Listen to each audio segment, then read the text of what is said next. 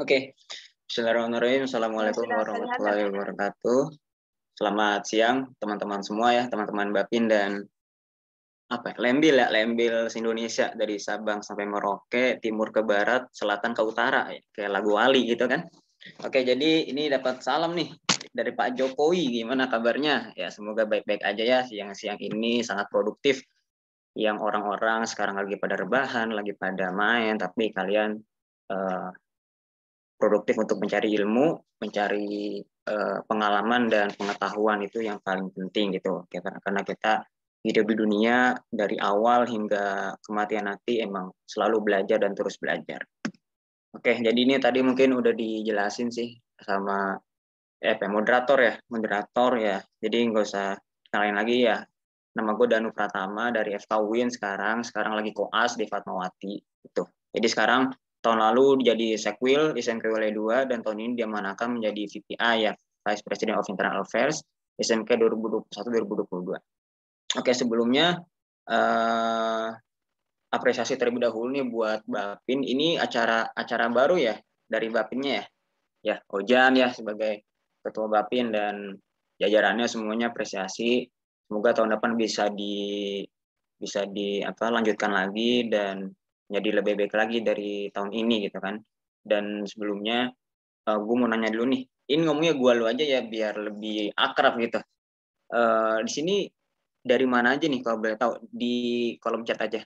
Uh, Kampusnya dari mana aja? Jangan kampus ada daerahnya gitu. Gue dari Depok gitu. Barangkali ada dari Depok gitu, mungkin kita bisa nongki-nongki ya kapan-kapan gitu ya. Lampung, Surabaya, Bali, Palembang, Banten. Wah, deket nih lumayan nih Banten nih. Pontianak, Riau, oh, jauh-jauh ya. Nggak ada yang dari Jakarta lah. Semarang, wah, jauh-jauh nih. Aceh, waduh, jauh banget nih. Grobogan, gimana? Di mana tuh Grobogan? Baru dengar. Tahu lah. IPS aja jelek. Wih, Jakarta. Waduh, mantap nih di Jakarta. Oke lah. Oke, mungkin nih langsung aja ya. Jadi apa yang gue sampaikan ini semoga kita bisa sama-sama belajar ya dari gue ke kalian dan kalian ke gue. Jadinya kita sini dua arah aja, dua arah karena gue juga masih belajar ya. Jadinya nanti kalau misalnya ada interupsi atau ada yang bertanya atau ada yang menambahkan itu terbuka banget sih gue. Oke, ini kita mulai. Bosan lihat muka gue mulu. Nah, oke, mahasiswa. Jadi teman-teman di sini mahasiswa ya kan, gue mahasiswa, semuanya mahasiswa. Benar apa sih mahasiswa itu? Mungkin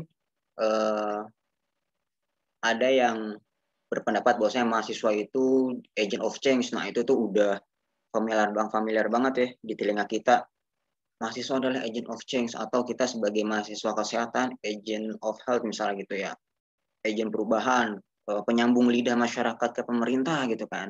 Nah, itu banyaklah definisinya mahasiswa sesuai ya pemikirannya masing-masing. Tapi di sini yang perlu diperhatikan bahwasanya ini sebelum gue masuk ke pemimpin dan organisasi ya. Jadi gue kenalin mahasiswa secara superficial dulu. Di mana maha dan siswa ini gue ambil dua kata maha dan siswa. Di mana maha itu artinya besar ya kan, siswa itu pelajar. Jadinya ya kalau misalnya maha itu kan ada maha. Kalau Tuhan ya, itu Tuhan kan maha ya. Tuhan itu maha, maha kasih, maha penyayang dan lain sebagainya.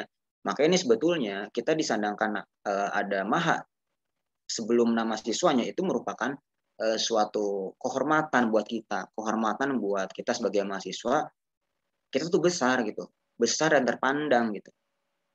Nah, kalau misal siswa doang SMA, SMP itu ya hanya siswa, dia belum ada mahanya. Kita ada maha di sini, jadi kita besar mulia. Makanya sebetulnya peran mahasiswa itu sangat sangat berat gitu kan, sangat berat dan sangat krusial sebetulnya.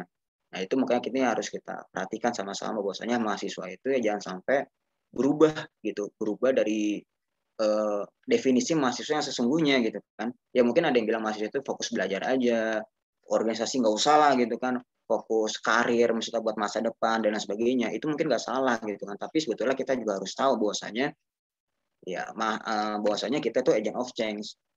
Kita agent perubahan gitu, perubahan. Kalau misalnya kita lihat bahwasanya pemimpin saat ini kan ada Pak Jokowi ya sebagai presiden, atau di Jakarta ada Gubernur Anies Baswedan, di Jawa Barat ada Kang Emil ya kan, Ridwan Kamil. Itu tuh beliau itu nggak selamanya jadi pemimpin kita. nggak selamanya jadi ketua kita. Ada masanya mungkin 5 tahun lagi atau sampai 2024 kan Pak Jokowi turun. Siapa yang menggantikan? Mungkin ya setelahnya, entah siapa yang menggantikan. Pun kita sebagai di sini sebagai mahasiswa yang masih menuntut ilmu ya, itu 10 tahun, 20 tahun lagi ke depan, kita juga akan menjadi pemimpin.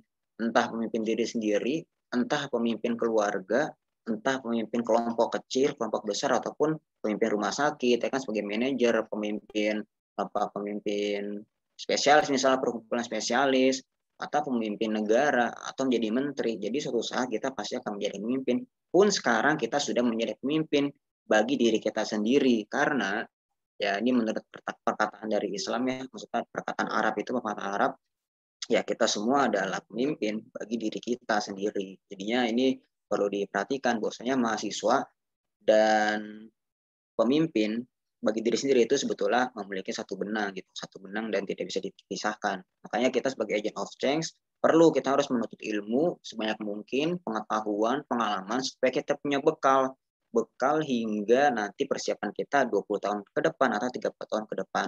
Sehingga ya kita menjadi agen perubahan yang sesungguhnya gitu. Jangan sampai kita hanya berfokus akademik, tapi kita tidak mempelajari sosial kita, keadaan kita. Itu sebetulnya sebaik-baiknya orang itu adalah orang yang bermanfaat bagi orang lain. Ya, itu setuju lah. Kalau dalam perkataan Islamnya ya khairun nasi anfa'uhum linas. Jadi sebaik-baiknya manusia dia itu yang bermanfaat bagi orang lain. Kalau misalnya kita belajar, ya mungkin bermanfaat ke depan ya untuk kita mengadakan melakukan ilmu yang tentang penyakit TB misalnya, kan itu harus ada ilmunya, itu penting. Tapi kita kan berinteraksi dengan orang, apalagi kita sebagai mahasiswa kedokteran yang berinteraksi pada pasien, masyarakat. Nah itu ilmu sosial yang diperlukan, dan itu di organisasi itu sangat diajarkan di situ gitu. Jadinya teman-teman di sini ya beruntung bisa masuk Lembil, masuk Bapin atau organisasi apapun itu. Jadi kita harus menjadi agent of change yang sesungguhnya. Nah, kira-kira udah sesuai belum teman-teman gitu kan, tadi apa yang udah gue bilang gitu kan, apa yang gue bilang kira-kira kayaknya gue masih fokus akademik aja deh. Ya itu mungkin bisa bisa di apa ya, bisa direparasi gitu kan. Atau iya nih kayaknya gue organisasinya terlalu banyak ini, akademiknya kurang, itu juga nggak baik juga. Karena sesungguhnya kita masuk ke dokteran ya kita menjadi dokter gitu kan, bukan ingin jadi ketua, itu hanya bonus. Tapi bonus itu yang kalau bisa kita garap juga, jadinya kita benar-benar menjadi agent of change. Jadi harus sesuai gitu. Kalau misalnya bukan kita siapa lagi ya kan? Nah ini generasi ke generasi di mana kita ya kebanyakan di sini generasi Z ya, tahun 96 sampai tahun 2010. Atau mungkin ada di sini yang tahun 94 gitu yang lahir, kagak ada kan? Ya nggak ada, makanya kita masuk ke generasi Z gitu. Jadi 96 sampai 2010. Kalau misalnya generasi Alpha ya itu 2010 hingga sekarang. Nggak mungkin juga di sini generasi Alpha itu masih SD atau masih SMP kan, karena di sini kita mahasiswa semua. Jadinya ya ini yang perlu diperhatikan, generasi Z itu yang menghargai keberagaman, menghendaki perubahan emosional, suka berbagi, berorientasi pada target. Nah, jadinya nih menghendaki perubahan sosial dan suka berbagi. Nah, ini yang perlu digarisbawahi. Suka berbagi kan berarti kan secara sosial kan, nggak hanya diri kita sendiri. Makanya kita harus menjadi agent of change yang sesungguhnya, dan juga generasi Z yang seharusnya gitu.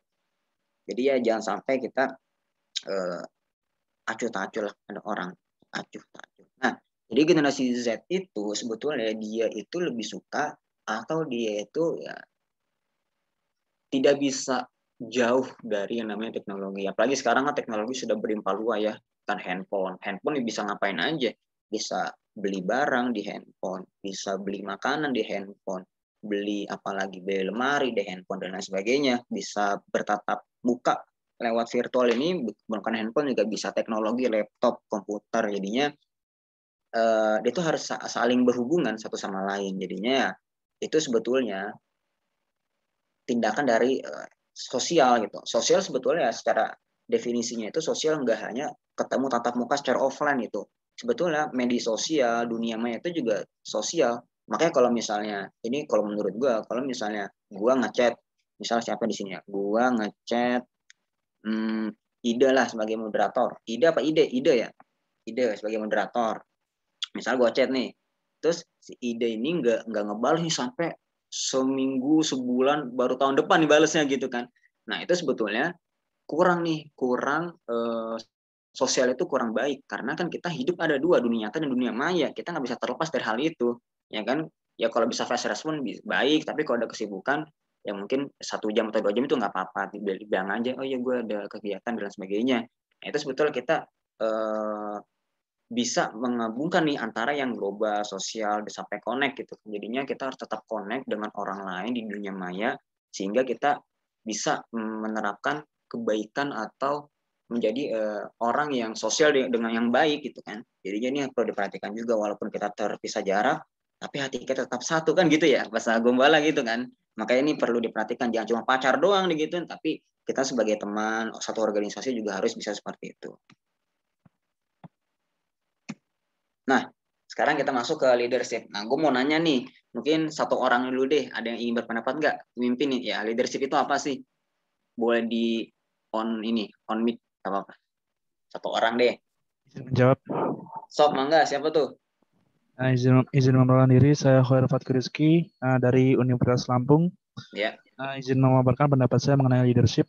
Nah, leadership sendiri merupakan sifat kepemimpinan yang dimiliki oleh semua orang. Tapi sifat ini bisa diasah lagi agar bisa menjadi sifat yang benar-benar leadership dan benar-benar bisa memimpin untuk sebuah organisasi atau bahkan ruang lingkup yang lebih luas lagi. Terima kasih. Oke, mantap. Khairul Fathur Rizky, Unila. Mantap. Satu orang lagi deh. Thank you ya, satu orang lagi. Mungkin Ciwi kali, Ciwi ada nggak nih? Ciwi. Bisa cewek ya kak ya? Nah ya, Ciwi, siapa nih? Izin berpendapat kak. Oke, mangga, siapa itu? Baik, terima kasih atas kesempatannya. Perkenalkan, nama saya Revil Grace Pademe dari Universitas Pendidikan Ganesha. Jadi, saya sempat mengikuti pelatihan kepemimpinan waktu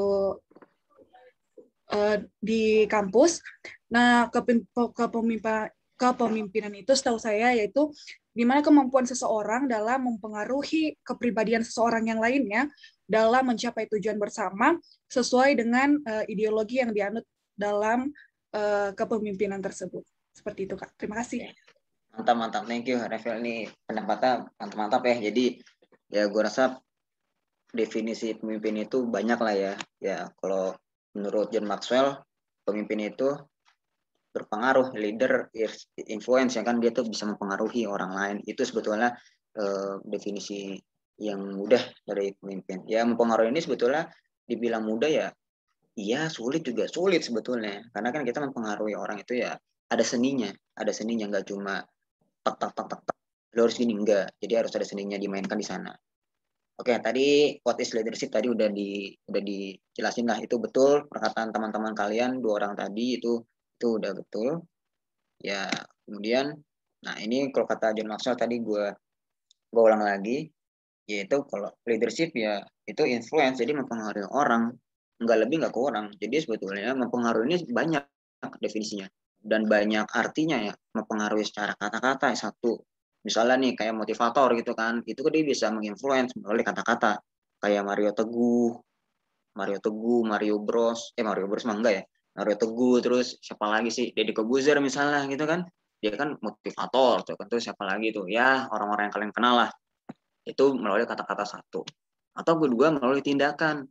Ya, tindakan kayak misalnya siapa yang karena tindakannya itu, misalnya Pak Habibie, ya kan, presiden kita, Pak Habibie, itu kan dia bisa buat pesawat dan lain sebagainya, itu kan merupakan mempengaruhi kita juga kan. Oh iya nih, Pak Habibie pintar banget dan lain sebagainya, kita harus bisa kayak Pak Habibie. Itu secara langsung tindakan Pak Habibie itu menginfluence kita sebagai rakyatnya, sebagai bawahannya.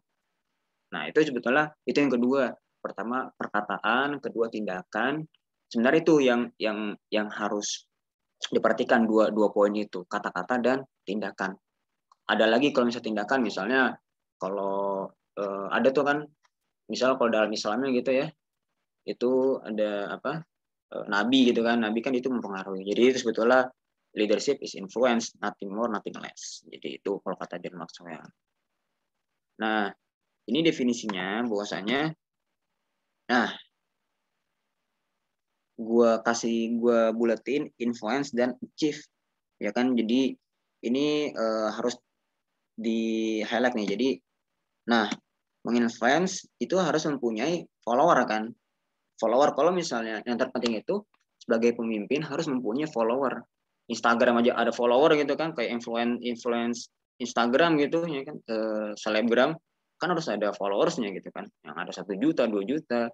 Kalau misalnya di endorse sedikit aja kan pada beli. Jadi itu sebetulnya dia itu bisa dikatakan sebagai pemimpin. Jadi seenggaknya itu harus ada bawahan atau followersnya. Kalau misalnya kita nggak ada followers atau nggak ada pengikut, bagaimana kita ingin mempengaruhi dia gitu kan. Jadinya ini penting, harus ada follower. Nah, kalau misalnya dirumuskan, bahwasanya pemimpin itu harus mempunyai visi pertama. Jadinya misalnya nih, kita sebagai pemimpin kan, misalnya gue sebagai pemimpin, gue harus punya visi nih, bahwasanya organisasi ini mau gue bawa kemana, komunitas ini mau gue bawa kemana. Misalnya Bapin, oh iya gue mau bawa Bapin tuh, Bapin yang internasional, misalnya dikenal sama Bapin-Bapin yang ada di dunia atau lembaga ilmiah yang ada di dunia. Itu visi gue gitu kan. Pasti kan di situ gue butuh orang-orang kan, butuh orang kayak misalnya divisi ya kan, divisi ini, divisi ini, divisi ini, SDM-nya. Nah itu harus bisa mempengaruhi si SDM-nya ini nih. Jadi visi gue, apa yang gue inginkan itu bisa bisa digambarkan melalui kata-kata kepada sumber daya manusia yang ada di bawahnya, supaya mereka itu satu visi sama gue gitu sebagai pemimpinnya.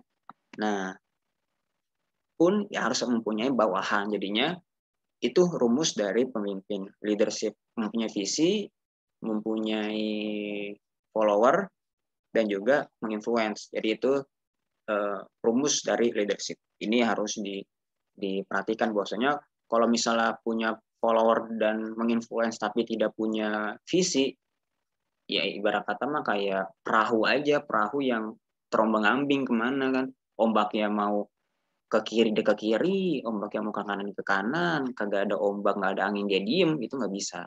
Jadi harus punya visi, oh ya gue mau ke Pulau Jawa, gue mau ke Kalimantan naik perahu, gitu, visinya gitu.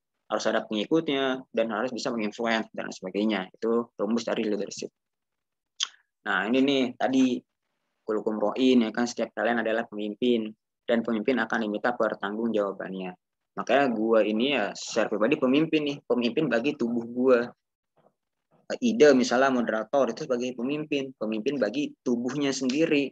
Apa yang kita lakukan, apa yang kita perbuat, apa yang kita laksanakan itu ya akan ditanya gitu kan, dipertanggungjawabkan nanti. Kalau misalnya lebih luas lagi, ketua kelas misalnya atau ketua angkatan itu pemimpin, atau ketua kelompok PBL, ketua apa misalnya ketua rumah tangga gitu kan, keluarga, atau menjadi pemimpin yang lebih luas, presiden, menteri dan sebagainya, itu kita pemimpin. Tapi bahwasanya ya circle paling terkecil dalam pemimpin adalah pemimpin bagi diri kita sendiri, atas tubuh kita, atas pikiran kita dan sebagainya. Makanya sebetulnya ini harus bisa diperhatikan bahwasanya banyak orang-orang yang berpikiran pemimpin itu harus hebat, maksudnya harus ternama gitu, dikenal orang banyak, enggak ya gitu. Jadi ini diri kita juga sebagainya pemimpin. Nah, bagaimana sih untuk bisa menjadi pemimpin atau menginfluence orang? Jadi pertama kita harus kenal diri kita sendiri gitu. Misalnya kekurangan Danu tuh apa, kekurangan ini tuh apa, kelebihan Danu tuh apa. Jadinya ini kalau pas gue mau nyalonin kemarin jadi sekpil itu di tahun lalu, itu gue kenali diri gue dulu nih gitu kan, kekurangan gue apa, kelebihannya apa, SWOT-nya lah gitu, SWOT-nya apa dan sebagainya. Detail tuh, nanya ke temen, nanya ke saudara dan sebagainya, harus tahu nih, kenali diri dulu nih. Misalnya gue sukanya makan bakso tapi disuguhin batagor, tapi gimana kan, jadi gue nggak suka batagor, tapi gue lebih suka bakso. Jadi harus kenal gitu kan dari segi apapun itu. Terus kedua harus disiplin. Ya disiplin ini sebetulnya kunci dari kesuksesan. Disiplin diri ya kan, konsistensi itu bentuk dari kesuksesan.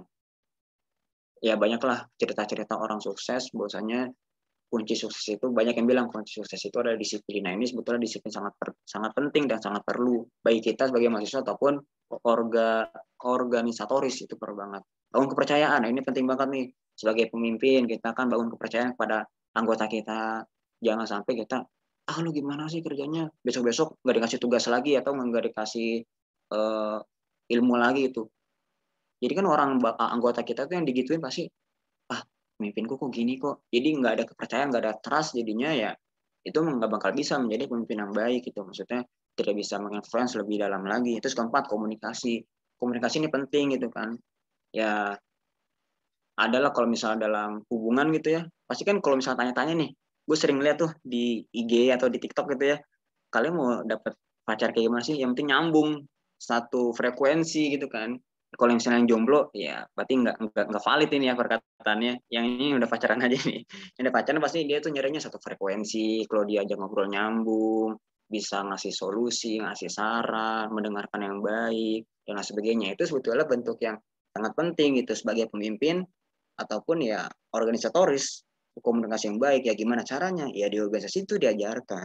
Ya kan gimana kita mengutarakan pendapat kita di forum dari masing-masing bidang, ada rapat internal dan sebagainya, itu kan kita diajarkan untuk mengubah pendapat. Nah, itu kan bentuk komunikasi, mengasah public speaking. Itu makanya harus diperhatikan tuh, jangan sampai gue lulus organisasi nggak dapat apa-apa. Tapi kita nggak introspeksi diri, bahwasanya organisasi itu kita dikasih masih pendapat. Mungkin kalau di kampus gitu ya, secara akademik kita mau nanya aja takut sama dosen kan, jadi ditahan. Kadang kita nitip, tanya ini dong sama yang sering nanya.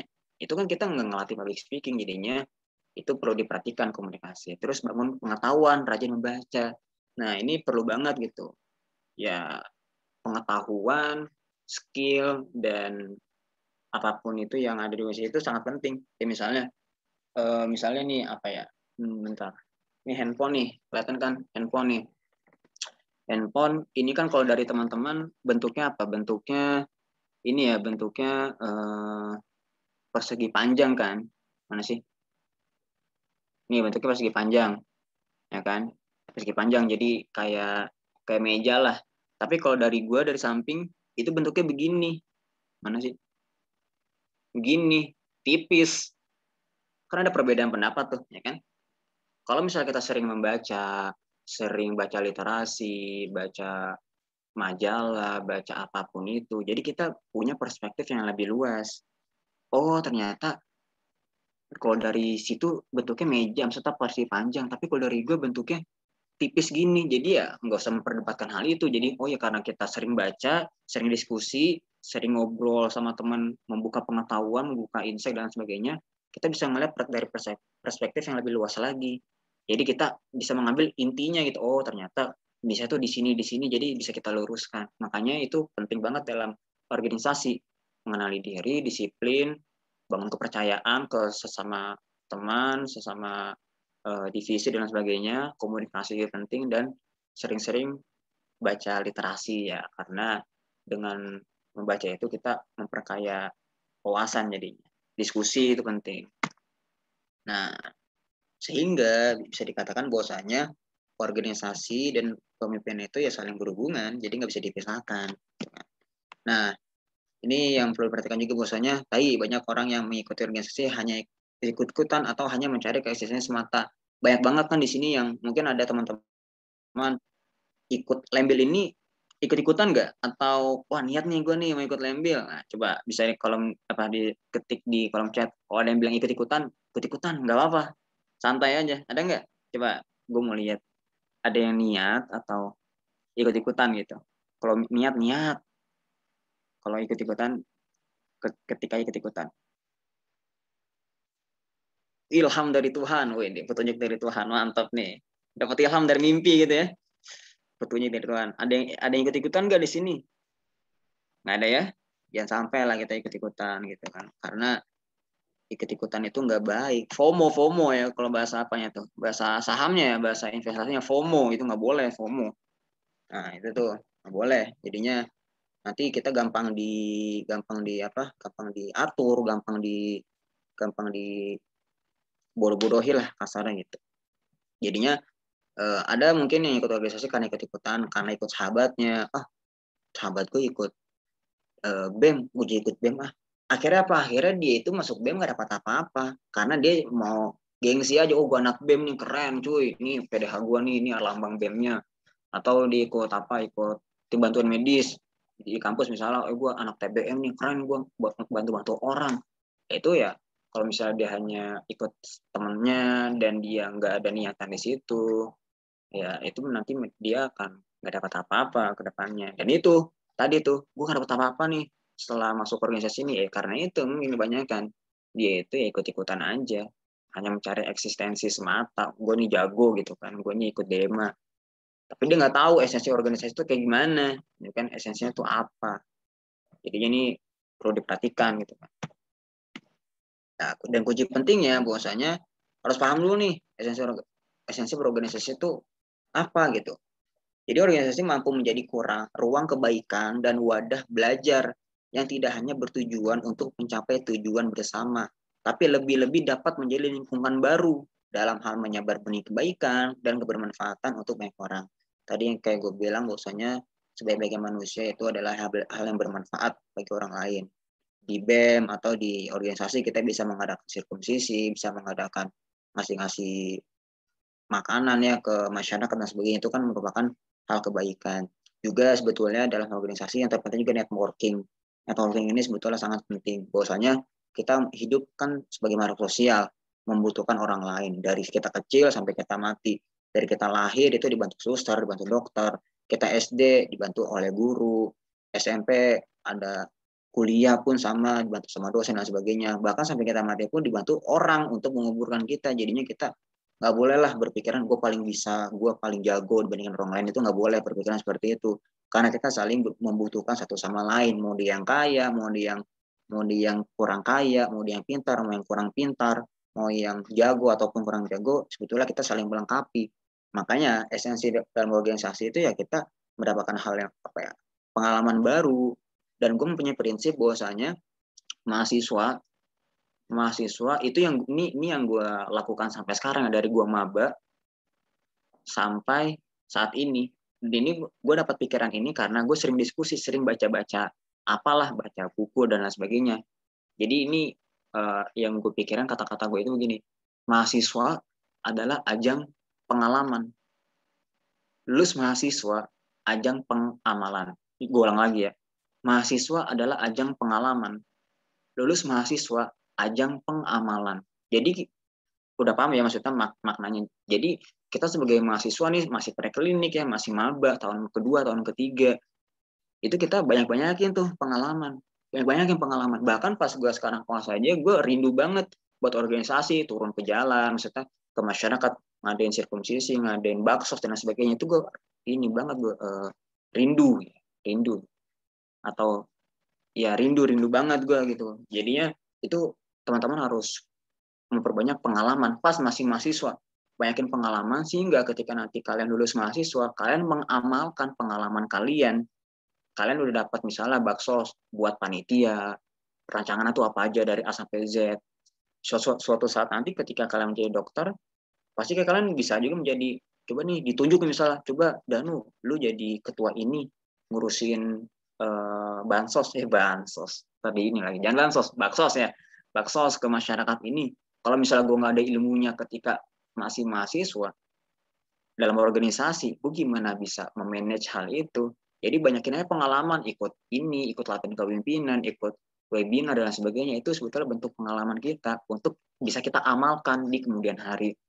Atau kalau misalnya bahasa travelingnya ya, bahasa orang-orang yang sering jalan-jalan, masa muda, masa berkelana, muda berkelana, tua bercerita. Nah itu tuh, itu gue prinsip gue tuh sampai sekarang. Jadi ya gue berkelana aja, kalau suka jalan-jalan ya, pergi ke sini, nanti tua bercerita. Jadinya ada yang bisa diceritakan ke anak-anak kita nanti. Gitu. Jadinya itu penting banget dalam organisasi. Jadi kita berkumpul dengan orang baru, kita mengetahui sifat-sifat orang lain tuh gimana. Apalagi kalau dalam hal ini ya Bapin atau Lembil gitu, kita tahu nih, oh dia tuh orang Sumatera, dia tuh orang Jakarta, dia tuh orang Kalimantan, orang Sulawesi, orang Papua.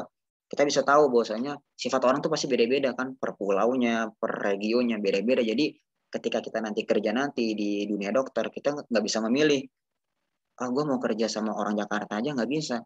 Pasti kita nanti akan ditempatkan bertemu dengan orang Sulawesi, orang Papua, orang Kalimantan, orang Jawa Timur, dan sebagainya.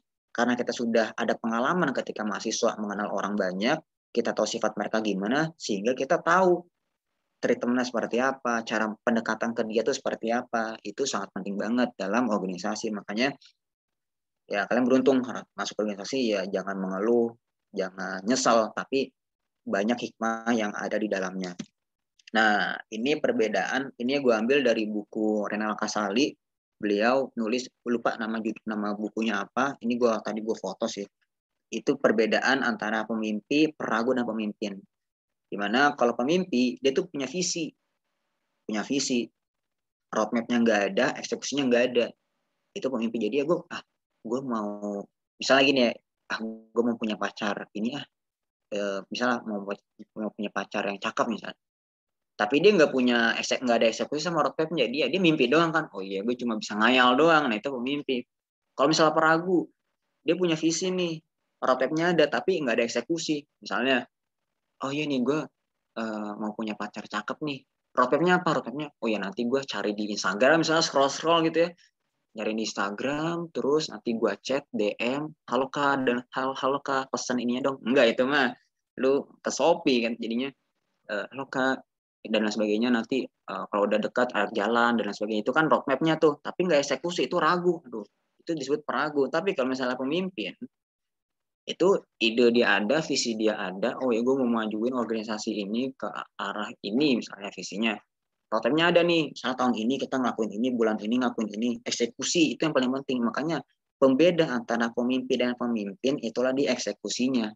Itu paling penting. Jadinya sebagus apapun visi kita, sebagus apapun roadmap kita, tapi nggak ada eksekusi, itu bukan disebut dengan pemimpin. Jadi itu perbedaan antara ketiganya. Itu dari Renal Kasali. Mungkin kalau misalnya teman-teman mau baca, gue lupa sih nama bukunya apa sih. Lupa sih gue apa. Tapi ini dari buku Renal Kasali. Jadi perbedaan antara pemimpin, peragu, dan pemimpin.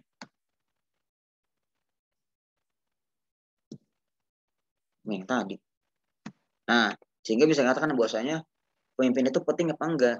Ya kan? Itu sangat penting ya kan bagi diri kita, ya bagaimana kita cara mengatur apapun itulah bagi diri kita, orang lain ataupun orang banyak. Nah, sekarang kita masuk ke manajemen organisasi. Sebetulnya ini gue lebih inginin aja sih. Nanti lebih ingin banyak diskusi dengan teman-teman gitu kan, karena gue masih belajar juga di sini. Jadi nggak expert lah. Masih isi atau medium kalau kita hero-nya, belum expert apalagi hard. Oke, jadi manajemen organisasi itu seni untuk melaksanakan pekerjaan melalui orang-orang. Nah, mungkin di sini banyak yang bertanya, perbedaan antara pemimpin dan manajer itu apa? Ya, itu banyak banget lah. Ya, gue juga sering dapat pertanyaan kayak gitu di Google dan di apapun. Gue juga sering baca tuh perbedaan antara pemimpin dan manajer itu apa. Nah, ini gue ngambil dari foto Google sih. Lupa gue cantumin ininya, apa namanya, sumbernya gitu.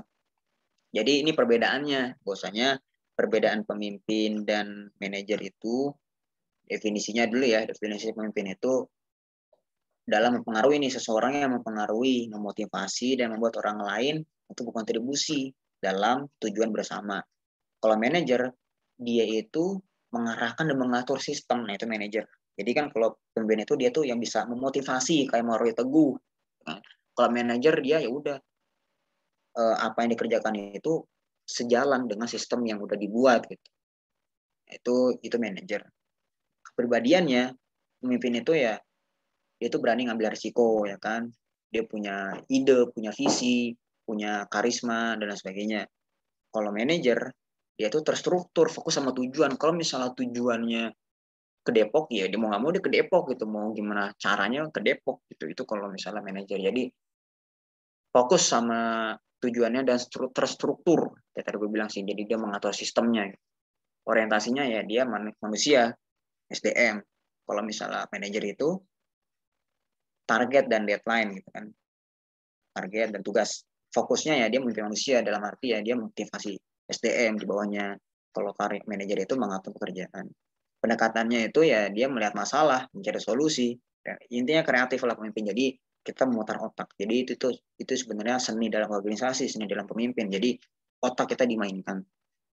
Nah, kemudian kalau resikonya ya pemimpin itu berani ngambil resiko. Kalau manajer dia itu karena sesuai sama struktur yang ada gitu. Jadinya ya lu keluar dari itu ya lu salah gitu. Jadi dia menghindari resiko. Tapi kalau pemimpin itu berani mengambil resiko. Misalnya oh tahun ini belum ada ini nih misal pelatihan ini kan, mungkin ya Ojan juga dia berani ngambil resiko kan sebagai ketua Bapin gitu kan, jadinya itu disebut pemimpin gitu, dia berani ngambil resiko apapun hasilnya nanti ya itu nanti, jadi kita ngambil aja udah, lakuin aja udah gitu. Nah kekuatannya ya, dia itu mempengaruhi kalau manajer jabatan dan posisi dan organisasi ya ini bisa dilihat lah, intinya apa bahwasanya dalam organisasi pemimpin manajer itu diperlukan gitu, pemimpin dan manajer diperlukan, jadi pemimpin ya kita juga harus bisa mempengaruhi orang lain, tapi kita juga harus fokus sama tujuan kita, itu kan fungsi manajer kan, fokus sama tujuan, buat sistem, itu manajer. Jadi dalam organisasi perlu nih keduanya, jadi menurut gue itu ya nggak bisa satu doang, nggak bisa manajer doang, nggak bisa pemimpin doang, tapi keduanya ini kalau bisa harus ada dalam diri seseorang, mempunyai jiwa pemimpin dan juga memanajer organisasi dengan baik, jadinya itu untuk mencapai tujuan yang sudah disepakati bersama-sama antara pemimpin dan anggotanya. Tuh. Nah, ini 5 fungsi manajemen. Ya, ini mungkin teman-teman udah tahu juga gitu kan fungsi ini POACE. Nah, jadi yang pertama ada planning, perencanaan. Nah, mungkin nanti akan gue bahas satu-satu. Yang kedua ada organisasian, ada penggerakan, controlling, dan evaluasi. Yang pertama, P dulu nih, planning. Jadi kita untuk memanajer suatu organisasi, kita harus mempunyai planning terlebih dahulu. Sama kayak tadi tuh yang rumus dari leadership, visi, kita punya visi dulu nih, planning gitu. Misalnya, oh iya gue mau organisasi ini tuh ke arah ini planningnya gitu. Misalnya kalau misalnya buat Paksos, ngadainnya tuh di sini aja, di sini, di sini. Nah, itu penting banget tuh. Jadi kita harus punya planning dulu. Dan biasanya seorang manajer atau pemimpin itu juga dalam merumuskan planning ini mempunyai rumus juga. Apa rumusnya itu 5W1H ya, yang biasa kita belajar di bahasa Indonesia itu what, when, where. Ya pokoknya 5W1H lah. Jadi misalnya pertama what, misalnya what apa tujuannya gitu. Misalnya mau ngadain baksos nih, atau mau apa ya mau ngadain baksos gitu kan masyarakat. Tujuannya apa tujuannya? Oh tujuannya mau ini. Oke, itu jadi ya fungsi manajemen ini tuh dia harus bisa menjawab permasalahan yang ada. Dan kalau misal ingin melakukan hal yang baru, itu harus ada juga tujuannya. Kayak misalnya nih acara ini misal baru ya, apa misalnya what-nya, apa tujuan dari acara ini? Oh misalnya tujuannya ini, oke clear A-nya, clear what-nya ya apanya. Terus yang W kedua where misalnya, di mana pelaksanaannya akan dilaksanakan, misalnya karena sekarang pandemi jadi di Zoom meeting gitu kan, di mana, atau kalau misalnya udah offline ya misalnya di universitas ini gitu kan. Jadi harus ada tempatnya juga yang spesifik di mana. Jadinya jangan gue nggak tahu di mana, itu nggak bisa. Jadi W kedua apa, di mana, why, kenapa gitu kan. Kenapa hal ini harus dilaksanakan? Kenapa kegiatan ini harus dilaksanakan? Karena kita misalnya jawabannya, karena kita melihat bahwasanya tingkat kepemimpinan di Lembil kurang, jadi kita mengadakan ini misalnya. Nah itu kan menjawab permasalahan yang ada tuh, ya kan? Jadinya itu 3 tuh, what, where, why. Apalagi sih? Bantuin gue dong. Gue lupa. Apalagi dah? What, why, where, apalagi sih? Bantuin dong. When. Nah, betul banget nih, Revel. Thank you. When. Nah, kapan dilaksanakan misalnya? Ya ini berarti hari Sabtu sekarang tanggal berapa nih? Tanggal 18 tahun 2021 bulan September gitu kan. Ya harus jelas tuh when, itu yang keempat. Atau lagi apa Anda? Nah, itu misalnya siapa yang mengatur acara ini, misalnya ada ketuanya, ada divisi-divisinya, ada bagian ini, ada staffnya dan sebagainya. Itu harus bisa di planning terlebih dahulu sehingga ketika nanti masuk ke OA C dana itu nggak berantakan. Nah, itu makanya harus diperhatikan dulu nih. Jadi itu untuk P-nya dulu nih, kita harus punya planning yang matang. Planning yang matang akan menunjukkan kegiatan yang matang juga. Kalau planningnya itu berantakan, bisa dipastikan acara itu juga akan berantakan. Itu yang pertama. Yang kedua, organizing atau pengorganisasian.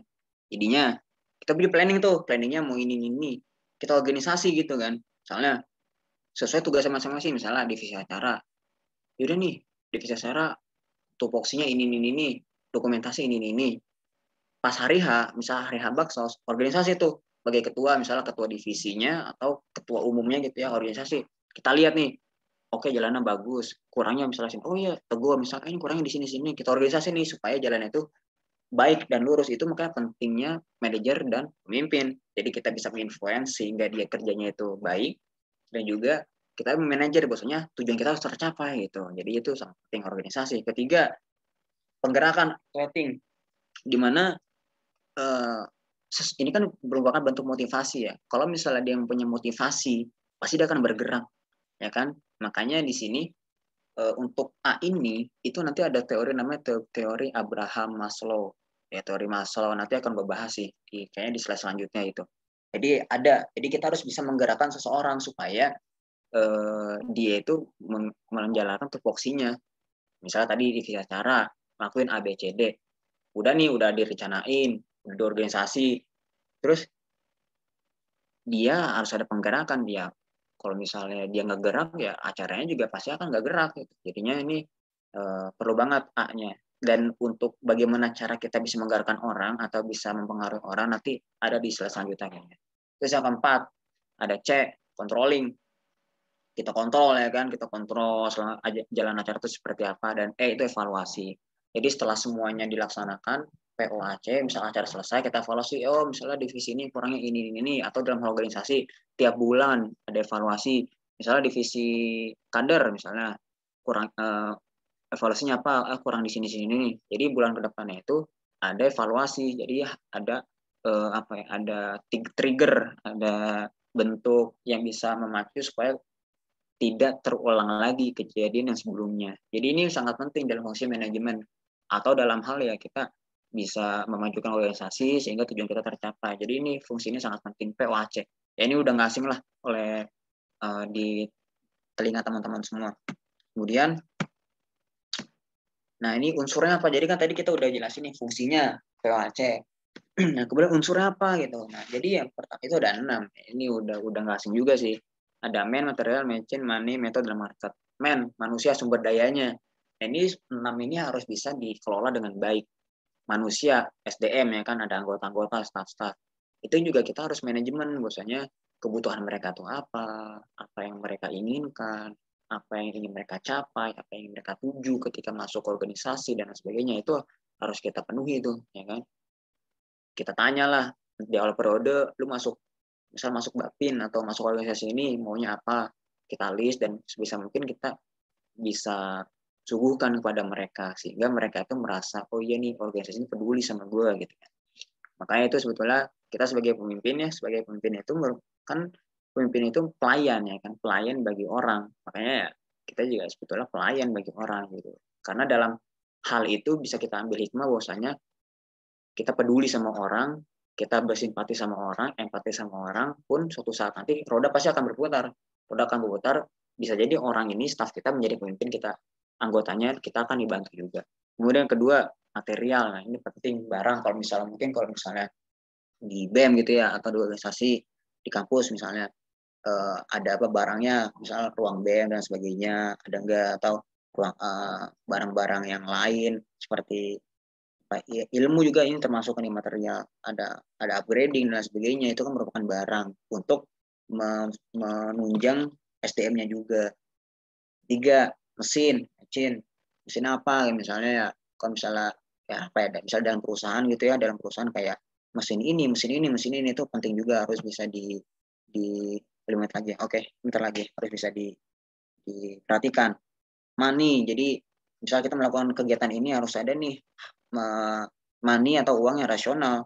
Kayak makanya ada RKT sebelum organisasi ini itu penting. Metode seperti apa dan pasar seperti apa. Marketnya tuh kemana sih? Apakah ke mahasiswa baru, apakah ke koas, apakah kemana gitu. Nah tadi nih, ini kayaknya ini terakhir nih. Motivasi dalam manajemen. Jadi tadi yang actuating itu, yang pelaksanaan ini, yang A itu. Nah untuk menggerakkan orang itu sebetulnya ini ada dasar-dasarnya atau ada diagramnya. Ini menurut Maslow, teori Maslow. Di mana di sini ada kebutuhan dasar, kebutuhan fisiologis, psikologis, dan kebutuhan pemenuhan diri. Pertama, fisiologis dan kebutuhan keamanan itu merupakan kebutuhan dasar manusia. Maksudnya kita sebagai manusia kan kita butuh makan, butuh minum, butuh pakaian, butuh tidur, butuh misalnya kebutuhan keamanan, ya kesehatan kita terjamin atau tidak, kerjaannya seperti apa, keamanan itu seperti apa. Ini kebutuhan dasar dari manusia. Nah, mungkin kita kalau misalnya organisasi tidak terlalu bisa ya untuk memberikan makanan gitu kan. Kita aja yang ngeluarin duit gitu kan. Kayak ini mungkin kita naik nih ke kebutuhan psikologis, di mana ini yang penting, cinta dan perasaan memiliki persahabatan, keintiman ke keluarga. Makanya orang-orang masuk organisasi itu bagaikan keluarga. Jadi kita harus bisa menghargai orang, menghargai staf kita, berikan apresiasi, berikan kerjaan. Kalau misalnya ada kesulitan dibantu dan lain sebagainya, itu ya sehingga dia itu staf itu merasa, oh iya gue dipedulikan sama organisasi ini, sehingga dia ada sense of belonging dalam organisasi itu, dibapin, lembel dan sebagainya, dihargai. Nah itu sebetulnya orang itu dasarnya ingin dihargai. Ketika kita dihargai, kita timbul rasa cinta kan, pasti kita akan membalas, ya kan, membalas. Sehingga apa? Sehingga ini yang level paling tinggi, aktualisasi diri. Aktualisasi diri itu timbul karena adanya apresiasi, adanya prestasi. Makanya di sini di kebutuhan psikologis kita kasih tuh ilmu, kita kasih upgrading, kita kasih bla bla bla yang menunjang SDM, sehingga dia nanti akan mengaktualisasi dirinya sendiri, entah tahun depan dia peduli sama organisasi, menjadi ketua, menjadi kepala departemen dan lain sebagainya. Itu bentuk aktualisasi kan. Jadinya ini ya motivasi dalam manajemen, dalam organisasi. Jadinya ini perlu diperlukan, perlu diperhatikan ya, perlu diperhatikan teori Maslow ini. Bisa dilihat lah di Google atau di mana. Ini terakhir, stres. Jadi ya mungkin kita sering dapat pertanyaan bahwasanya, oh temen gue sering hilang nih, temen gue nggak aktif di organisasi, temen gue bla bla bla, pokoknya intinya nggak aktif lah di organisasi. Nah ini bisa dilihat, mungkin itu kan stres ya, bentuk stres. Jadi stres itu kan sebenarnya ada dua kan, ada yang apa gue lupa namanya, pokoknya ada dua lah. Jadi bisa dilihat ini kalau terlalu dikit stres dia akan nggak aktif, atau kalau misalnya terlalu banyak dia akan burn out. Misalnya nih gue ngasih kerjaan atau ngasih tugas ke ide, misalnya gue ide aja lah yang gue baca di sini, ide misalnya ngasih tugasnya dikit nih, misalnya gue ngasih tugasnya hari ini, nanti ya setahun sekali misalnya dalam satu kepengurusan, karena sedikitnya stres, ada apa ya, ada kerjaan, gue kayak nggak diperhatiin nih, jadi ya yang hilang, jadi nggak aktif kan. Makanya orang-orang yang nggak aktif itu bisa dilihat apakah dia tugasnya kurang ataukah dia nggak diperhatikan dan sebagainya, sehingga dia bisa menghilang. Atau kalau misalnya terlalu banyak tugas gitu kan, misalnya satu bulan ada 30 tugas dalam organisasi, belum tugas akademik, praktikum, skill lab, ujian, pasti dia akan burn out lah, akan ngilang dia karena lebih banyak stresnya, itu udah full. Makanya kita harus tahu, kita harus mengenali itu tadi, balik lagi itu, mengenali diri sendiri, mengenal sifat orang lain. Makanya karena ternyata dia orangnya itu nggak bisa terlalu banyak dikasih tugas, sedang-sedang aja. Makanya kan kalau misalnya dalam perkataan orang-orang dulu itu, sebaik-baiknya perkara itu di tengah gitu kan, taruh umurnya satu di tengah aja, jadi nggak terlalu banyak tugas, nggak terlalu sedikit, tetap pada jalurnya di tengah-tengah. Jadi ya kita bisa menilai dan bisa memantau gitu, sehingga organisasi itu tetap berjalan. Kayak tadi yang taruh pertama kan, sumber daya itu sangat penting gitu, untuk keberlangsungan dalam organisasi saat ini ataupun ke depannya. Dan di terakhir kok dari gue, jadi untuk organisasi ini, untuk organisasi ya sebetulnya gue punya dua prinsip. Yang tadi yang pertama udah gue singgung tadi, yang mahasiswa adalah ajang pengalaman, lulus mahasiswa adalah ajang pengamalan. Itu prinsip yang gue pegang sih sampai sekarang. Ya, makanya sampai koas ini gue alhamdulillah masih aktif dalam organisasi, kegiatan-kegiatan kemasyarakatan ya alhamdulillah masih aktif. Itu yang pertama. Yang kedua, ini gue kutip dari perkataan orang dulu juga, bahwasanya ini dalam Indonesianya ya, air yang menggenang itu sebetulnya penyakit. Air yang menggenang itu penyakit. Misalnya nih air dalam bak menggenang aja itu nggak mengalir, dia akan menjadi penyakit, entah ada bakteri dan sebagainya. Tapi ketika air itu mengalir, dia itu akan memberikan manfaat kepada orang, kepada padi, kepada pohon, dan apapun itu.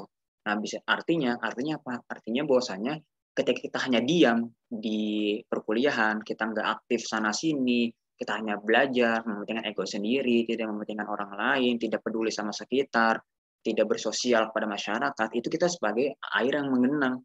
Lama-lama gitu pasti akan menjadi penyakit gitu. Penyakitnya dalam arti apa?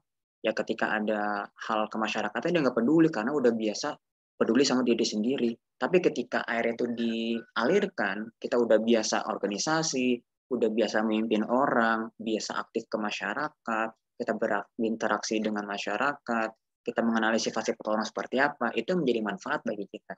Karena ya sebagaimanapun, sebaik-baiknya manusia adalah yaitu yang bermanfaat bagi orang lain. Maka ini dua prinsip gue yang gue pegang sampai sekarang. Mahasiswa adalah ajang pengalaman, terus cari pengalaman sesuai dengan perkataan tadi itu yang air harus mengalir terus. Sehingga apa? Sehingga kita menjadi orang yang bermanfaat bagi orang lain, bisa mengerti diri sendiri, mengerti orang lain, karena itu adalah sebagai manusia yang sebaik-baiknya. Nah, mungkin itu aja sih kalau dari gue. Oke, terima kasih. Ini mungkin kalau misalnya ada yang ingin ditanya atau bisa follow-followan kita ya. Ini ada Instagram gue dan bisa dilihat dan langsung pertama, atau kalau misalnya ada yang ingin WA atau diskusi lebih lanjut di via WA itu boleh bisa dicatat aja. Karena ya atau mungkin nanti yang orang-orang Jakarta, orang-orang Depok kalau ada ya kalau misalnya ingin ngajak main boleh aja main kalau misalnya ada waktu. Mungkin itu aja sih kalau dari gue, kurang lebih yang mohon maaf. Apabila ada kata-kata yang salah yaitu mohon dimaklumi dan dimaafkan, atau kalau misalnya ada kata-kata yang benar ya kita sama-sama belajar di sini sehingga semoga ilmu yang